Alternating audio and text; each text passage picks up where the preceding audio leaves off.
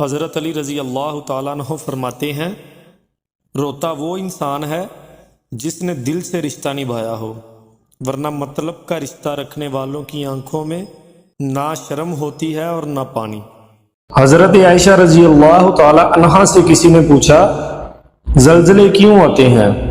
اما عائشہ رضی اللہ تعالی عنہا نے فرمایا کہ جب عورتیں غیر محرم مردوں کے سامنے ننگی ہونے میں جھجک محسوس نہ کریں، یعنی زنا عام ہو جائے، جب عورتیں غیر مردوں کے لیے خوشبو استعمال کریں، جب شراب اور موسیقی عام ہو جائے تو زلزلے کی توقع رکھنا۔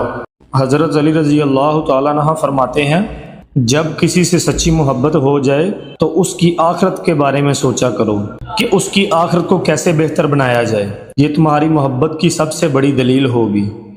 رسول اللہ صلی اللہ علیہ وآلہ وسلم نے فرمایا، اگر تم گناہ کرو یہاں تک کہ تمہارے گناہ آسمان تک پہنچ جائیں، پھر تم توبہ کرو، اللہ تعالیٰ ضرور تمہاری توبہ قبول کرے گا۔